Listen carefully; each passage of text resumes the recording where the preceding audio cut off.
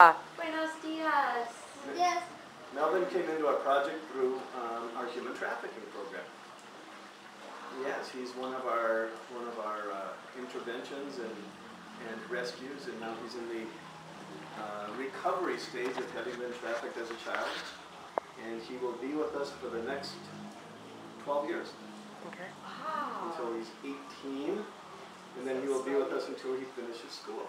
So he's 6, right? Is he 6? ¿Cuántos años tienes? Yes. No. Sí. Can you figure that? Yeah. Okay, now look at how big he is. And I don't know if you heard his answer, but guess how old he is?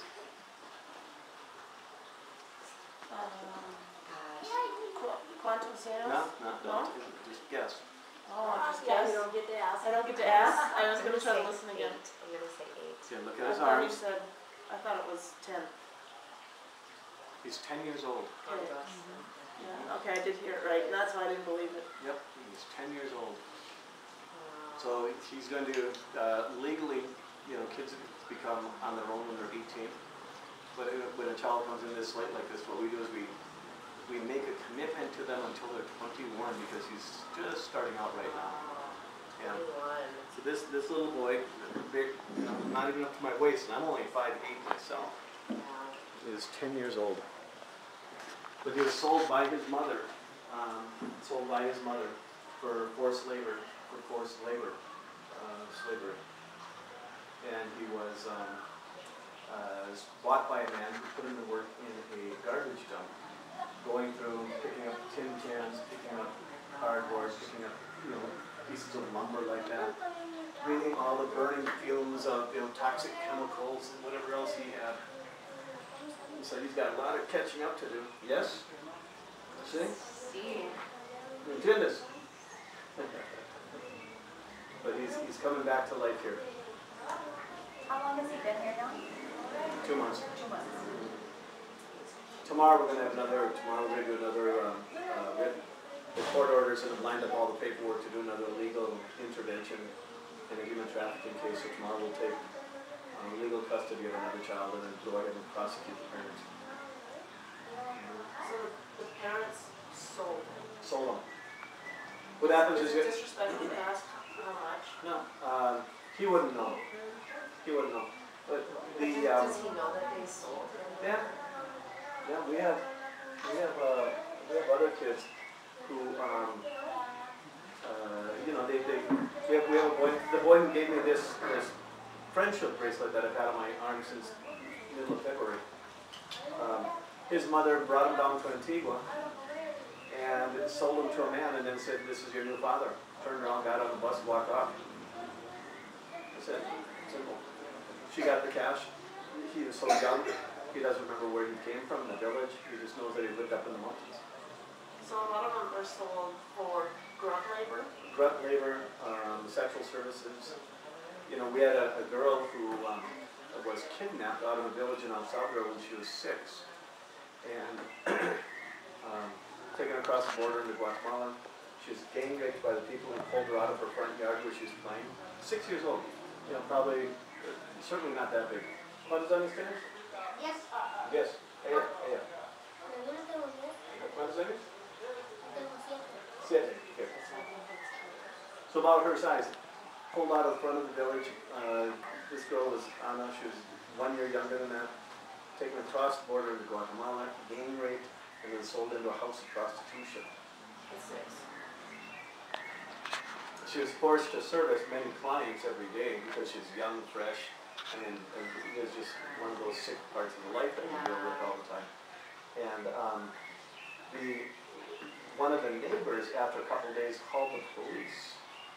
Not because she knew that there was a house of child prostitutes working next door, but because this one particular girl, the 6-year-old Anna, was crying and screaming so much at night that the neighbor couldn't sleep. Because she was little. Because she was little and she was crying and she was screaming and they were kidding her and she wouldn't shut up. So the neighbor didn't care about that. The neighbor called the police because she couldn't sleep at night. Now isn't that twisted?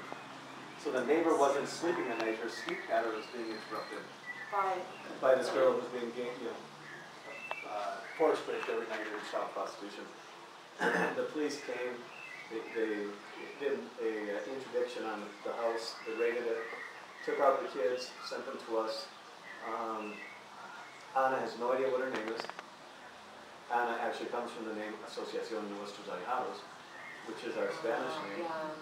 Okay. She has no idea what her name is, she doesn't remember what her parents' name is, and she doesn't remember the name of the village in El Salvador. We know she was El Salvadorian because of her accent, and she knew she was Salvadorian, but she was so traumatized by the experience, she doesn't remember anything else. We've since raised her, she's now 19 years old. I've had her for that long. As her legal, she's one of my 17 foster children that I've adopted legally over the years. And she now goes with her boyfriend on weekends. She's graduated from high school, she's in college. She works full time. On weekends, she and her boyfriend go down to El Salvador and drive the villages looking to see if anything brings back a memory. Because she'd like to reconnect with her mom. I'm sure her mom She actually wants to reconnect with her, even though... Absolutely. Her mom didn't sell her. Oh, She was grabbed. She was grabbed out of the front yard of the village. Out of the front yard of her house in the village. So there she was forced into child prostitution. That, Ana particularly specifically wasn't sold into like this kid was. We've had boys that have been sold into child prostitution by their parents. Children that have been, boys and girls that have been prostituted out of their own house by their parents. Are boys or girls more often? More often girls, but it's a surprising number of boys. We've done surveys with our older kids, and 90% of the girls and 75% of the boys are victims of sexual abuse by the time that they're 16 of the kids in our program, prior to coming to the program. 90% of the girls and 75% of the boys. See how now? Show you, huh? This kid in the States, how old would he be? I mean, just looking at his body. Looking at his arms. He's got a bit like an educated, a little muscle. I was going to say, shut a muscle,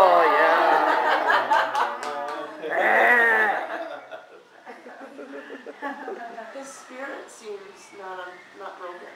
The kid, this kid, he has every chance to run, okay? He's been with me all day, he is out here, he followed me. For the first time in his life, he feels safe, protected, and loved.